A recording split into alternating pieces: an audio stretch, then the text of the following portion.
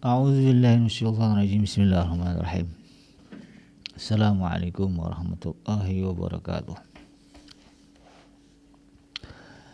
Alhamdulillahirabbil alamin wa bihi nasta'in ala umuri dunya waddin wassalatu wassalamu ala nabiyyina Muhammadin wa ala alihi wa ashabihi ajma'in. Ya alimullah ma'alimna ma yanfa'una wa anfa'na bima 'allamtana wa zidna ilma wa arina al-haqqa haqqan warzuqna ittiba'ah wa arina al-batila batila warzuqna ijtinabah. Rabbana zidna ilman warzuqna fahman wa rizqan thayyiban wa amalan mutaqabbalan. Al-Ghafur Rabbana innana amanna faghfir lana dzunubana wa qina adzabannar. Amma ba'd. Alhamdulillah, segala puji adalah milik Allah, Tuhan semesta alam yang telah menciptakan kita. Dan karena rahmat dari Allah kembali kita berjumpa di channel Edream TV dalam program Keluarga Muslim, ya, di mana insyaallah kita akan belajar tentang bagaimana mewujudkan rumah tangga yang sakinah, mawadah dan warahmah.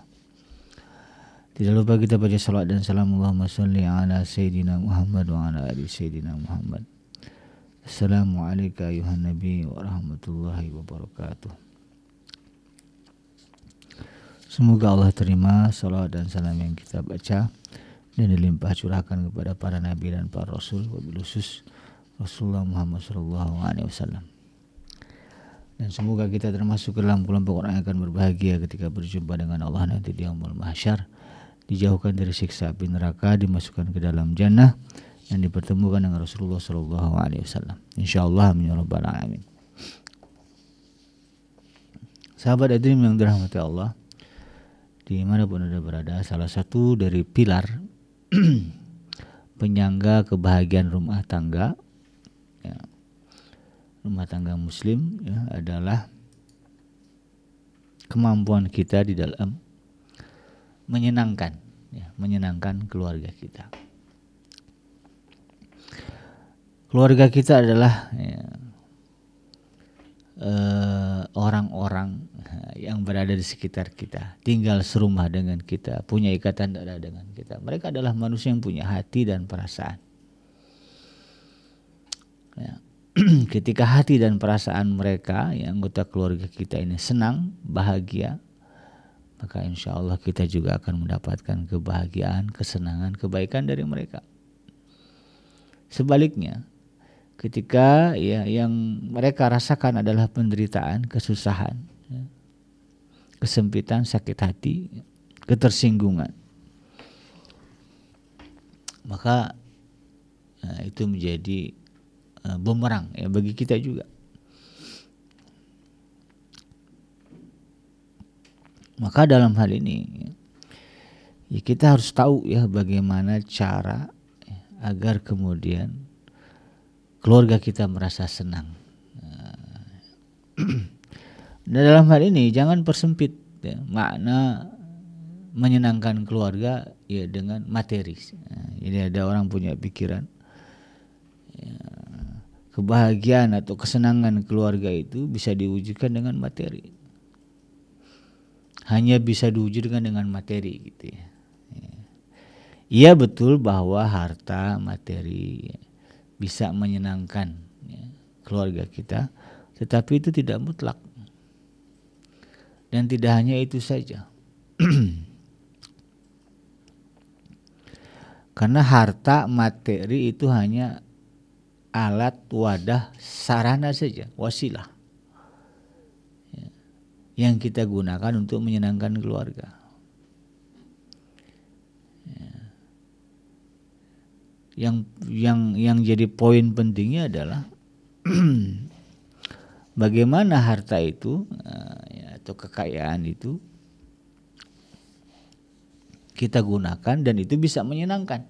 Ya, kuncinya di kita juga, ya, bukan pada harta itu. Karena berapa banyak orang yang punya prinsip bahwa dengan hartalah, ya, mereka bisa bahagia, mereka bisa senang, keluarga bisa happy.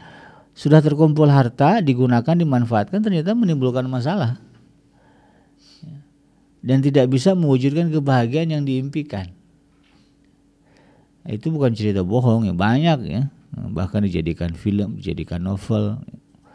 Kehidupan orang-orang ya bergelimang harta tetapi tidak merasakan kebahagiaan di dalam keluarga. Nah, itu kan menjadi sinyal bahwa bukan materi itu yang bisa menyenangkan keluarga. Ya, tetapi sesuatu yang mendorong materi itu bisa menjadi sumber kebahagiaan. Nah, sesuatunya itu apa? Nah, ya sesuatunya itu adalah keberkahan ya, dari Allah Subhanahu wa taala. Maka yang perlu kita cari adalah sumber keberkahannya. Nah, apa saja yang kemudian bisa mendatangkan keberkahan dari Allah bagi kita, bagi keluarga kita, sehingga apapun yang ada di dalam keluarga kita itu tetap akan menjadi sumber kebahagiaan. Ya, kan ada banyak keluarga-keluarga yang secara finansial kekurangan, ini sebutlah keluarga miskin, tetapi mereka bahagia menjalani hidup, gitu kan. Mereka tidak tertekan dengan kemiskinan, mereka tidak tertekan dengan fakta bahwa tidak ada yang sekolah tinggi misalnya. Di kampung-kampung kan banyak yang nggak tamat sekolah, tapi kalau kita lihat hidupnya happy aja tuh.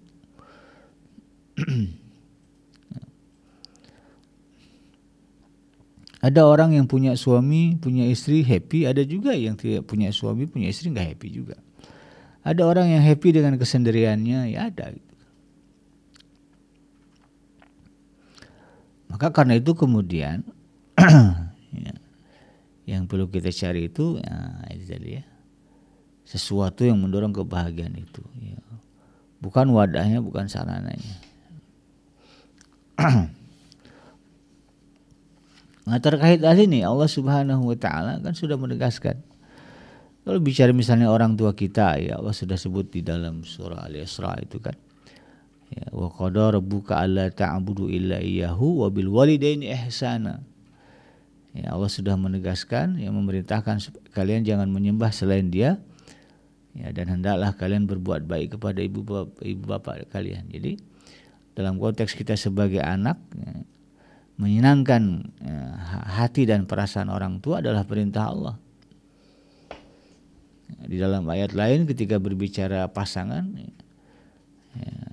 ya kan disebutkan gitu ya,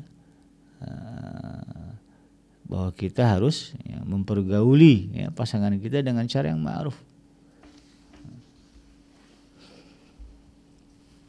Wa'ashiruhunna bil ma'ruf. Ya, suami harus ya, mempergauli ya, atau bergaul ya dengan istrinya dengan cara yang baik, ya, cara yang menyenangkan. Ya, dengan anak-anak juga sama itu kan. Dengan kerabat juga sama. Dalam ayat lain Allah sebutkan, innallaha ya'murukum bil adli wal ihsan wa ita'i dzil qurba. Ya, Allah memerintahkan kalian ya, agar berbuat adil dan baik. Wa ita'idil qurba ya. Ya. Dan ya konteksnya di situ kan menafkahkan ya, memberikan yang terbaik kepada kerabat. Karena kalau kita perhatikan banyak sumber masalah itu juga datang dari kerabat, keluarga besar. Nah, ketika keluarga besar itu menjadi masalah, ya, menjadi mendatangkan masalah, kita susah juga. Gitu.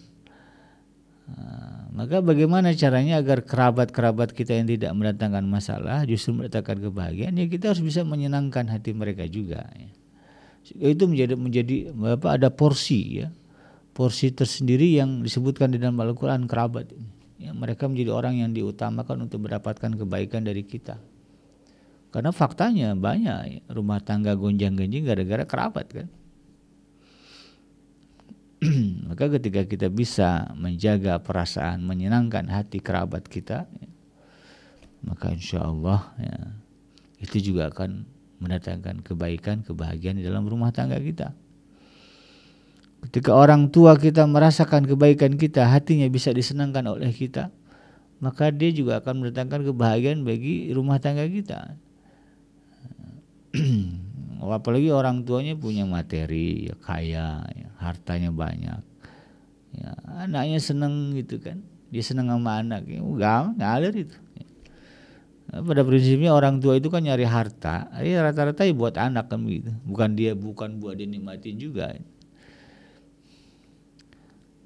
Rumah yang dia beli, kebun yang dia beli, yang dia punya, itu pada akhirnya nanti akan diserahkan kepada anak-anaknya. Tidak pun dia serahkan akan diwariskan kan begitu. Apalagi kalau memang dia sayang sama kita, dia senang sama kita. Ketika dia sayang sama kita, dia akan sayang juga kepada pasangan kita. Dan ini juga yang harus dilakukan oleh para menantu. Bagaimana bisa menyenangkan para mertua. Kalau hati mertua bisa dilunakkan, disenangkan, dibahagiakan dengan sikap dan kebaikan kita, maka insya Allah itu juga akan mendatangkan kebahagiaan bagi kita sebagai menantu mereka.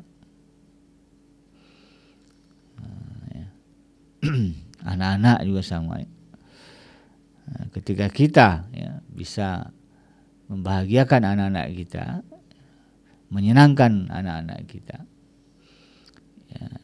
insya Allah mereka akan juga mendatangkan kebahagiaan bagi kita. Sekali lagi, jangan persempit membahagiakan, menyenangkan keluarga itu hanya dengan materi, tidak. Justru yang paling penting itu dari sikap kita yang kemudian mendatangkan ridho dari Allah dan keberkahan dari Allah. Maka kalau bicara materi, oke lah kita udah gak usah bahas lah, karena kita paham memang kita perlu duit kita perlu tempat tinggal, kita perlu kendaraan, kita perlu makanan, itu diusahakan semampu kita. Dengan sumber daya yang kita miliki, kita cari itu untuk memenuhi kebutuhan keluarga kita. Tapi yang paling penting, yang paling esensi dalam itu semua adalah bagaimana kita bersikap di tengah keluarga kita. Ada kan ayat yang menyebutkan jangan kalian rusak pahala sedekah kalian dengan perkataan yang menyakitkan. Ngasih duit tapi omongannya nyakitin. Duit itu nggak akan terlihat sama orang yang nyakitin itu. Beberapa banyak orang yang kemudian harus meregang nyawa karena masalah lisan. Padahal dia bos. Jadi bos dibunuh anak buahnya. Padahal selama ini anak buahnya itu dikasih gaji, dikasih makan, dikasih penghasilan, tapi dibunuh oleh anak buahnya karena gara-gara ucapan. Sama kita dalam keluarga juga itu, sikap itu yang lebih penting sebetulnya. Anak-anak mungkin tidak akan fokus dengan harta yang diberikan kepada dirinya kalau kemudian lisan, sikap orang tuanya tidak membahagiakan dia. Itu makanya ada keluarga broken kan, keluarga yang rusak. Yang tidak merasakan kebahagiaan, karena itu tadi. Kalau dari segi materi cukup gitu kan, tapi ternyata orang tuanya sikapnya tidak membahagiakan anak-anak, tidak membahagiakan pasangan, tidak membahagiakan mertua. Enggak juga bisa nggak bisa dibohongin lah, karena manusia itu sebetulnya tergantung kan suasana hatinya. Suasananya hatinya enak makanan biasa pun bagi dia sudah cukup. Tapi kalau suasana hatinya tidak enak, mau seenak apapun makanan, semewah apapun tempatnya, itu tetap dia merasa tersiksa. Karena batinnya kan. Tapi kalau happy, walaupun tinggal di rumah biasa, makanannya biasa, itu bukan makanan mewah, tetap bagi mereka itu happy aja, makanya gemuk-gemuk gitu kan, makmur gitu. Ini yang kemudian kita harus pahami. Nah, bagaimana sikap kita di tengah-tengah keluarga kita agar bisa menyenangkan mereka? Ada 3. Yang pertama adalah berusaha untuk kemudian mentoleransi atau memaklumi segala kekurangan anggota keluarga kita. Jadi jangan jadi orang yang perfeksionis di tengah keluarga. Maunya keluarga itu lengkap, sempurna, punya ini bersikap, nggak bisa Kita manusia tidak ada yang sempurna. Kita itu punya kekurangan-kekurangan. Dengan berkeluargalah Ya, segala kekurangan yang kita miliki saling kita tutupi, saling kita sempurnakan. Suami ada kekurangan, istri ada kekurangan, anak ada kekurangan, mertua, orang tua ada kekurangan, ipar ada kekurangan. Hidup satu rumah, maka yang dikehendaki di dalam syariat masing-masing berusaha untuk memaklumi dan melengkapi kekurangan masing-masing. Kekurangan suami dilengkapi oleh kelebihan istrinya. Ya. Kekurangan istri dilengkapi oleh kelebihan suaminya. Kekurangan anak dilengkapi oleh kelebihan orang tuanya. Semuanya begitu prinsipnya. Jadi jangan punya bayangan saya harus mewujudkan keluarga yang sempurna, itu tidak ada. Ya, manusia itu punya kekurangan. Nabi Adam ya, yang Allah demikian ciptakan ya dengan bentuk terbaik ya, tetap tidak sempurna, saya tidak sempurna. Sampailah kemudian Sayyidah Hawa hadir. Sudah punya istri pun ternyata tidak sempurna juga sampai lahir kemudian anak. Maka ketika kita berada di tengah keluarga kita, ya, kalau kita ingin ya, keluarga kita merasa happy, senang dengan kita, ya, dengan keberadaan kita, maka belajarlah untuk kemudian menoleransi ya, atau memaklumi hal-hal yang memang dianggap kurang. Ya mungkin perkara penampilan ya, penampilan suami kita sederhana, ya maklumi aja ya. Kalau memang dia nggak suka pakai baju yang mewah-mewah ya terima, ya iya kan, iyalah bang ya, saya maklum. Jangan kadang-kadang ada istri yang berusaha memaksakan, akhirnya membuat suami tidak nyaman. Asal mau pergi merasa tertekan, akhirnya nggak mau pergi sama istri. Kenapa? Karena harus disuruh pakai ini pakai ini. Itu kan. Atau istri misalnya ya, kurang pintar masak, suami nggak bisa mentoleransi, wah jadi retak ini. Ya, toleransilah kalau masakannya agak-agak kurang enak gitu kan. Atau kemudian kalau melayani agak-agak kurang gercep gitu ya, adanya maklumi aja lah. Toleransi. Selagi itu bukan hal yang menyangkut ya, yang akan menggiring kepada dosa ya, maklumi. Nah, maklumi aja. Sehingga kemudian apa? Kita tidak menjadi sosok yang dianggap peneror, ya, penebar tekanan, ya, pemberi stres. Ya, jadi anak-anak itu merasa ya, hidupnya rileks. Kenapa? Itu tadi kan orang tuanya bisa mentoleransi ya, atau memaklumi kekurangan yang ada pada mereka. Ya. Yang kedua ya, yang harus bisa kita lakukan ya di tengah keluarga kita agar bisa menyenangkan mereka adalah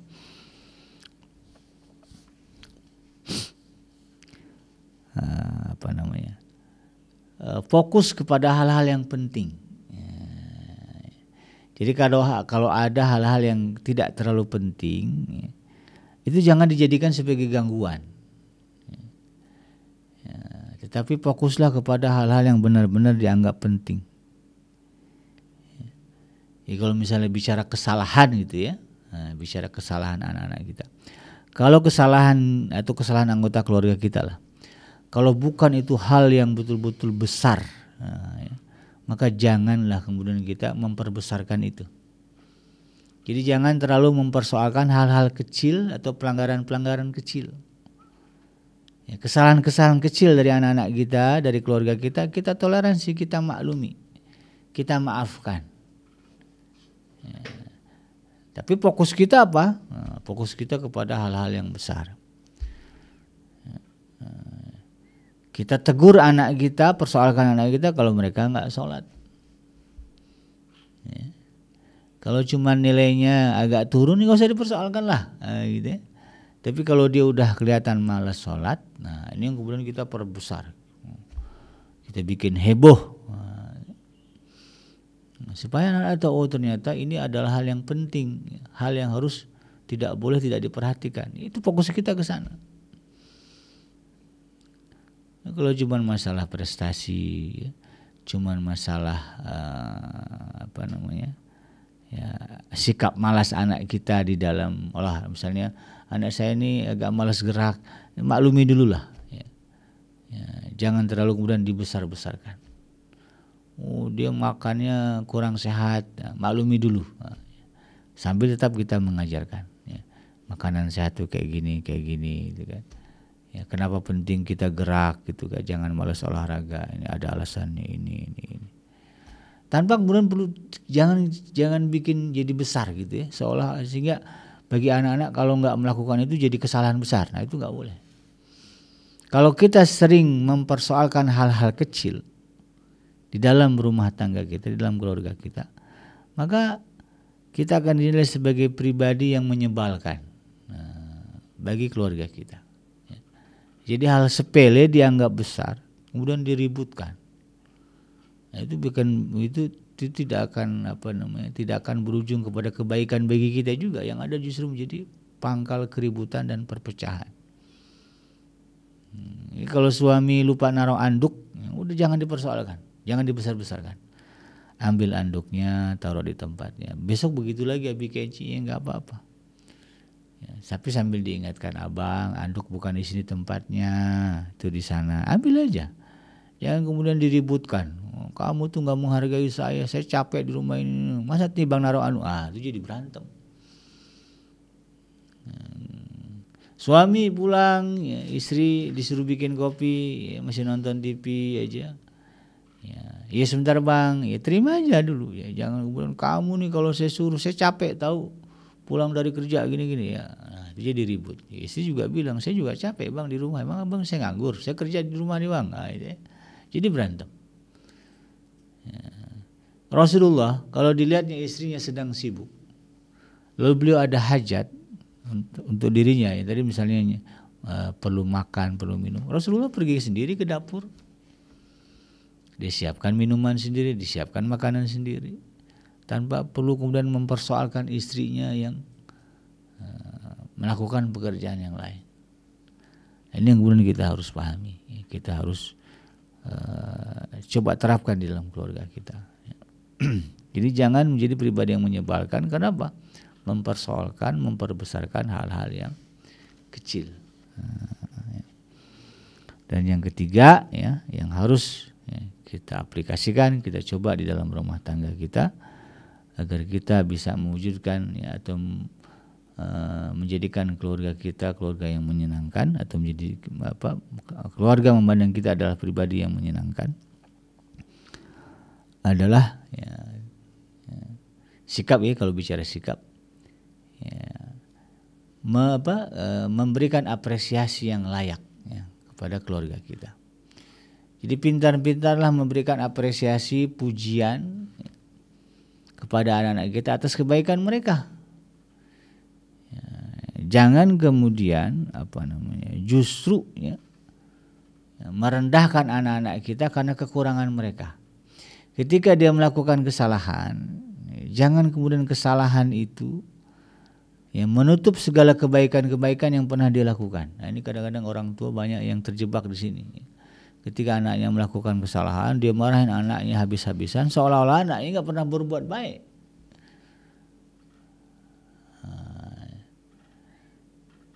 Jadi berusahalah agar kemudian anak kita ini merasa diapresiasi,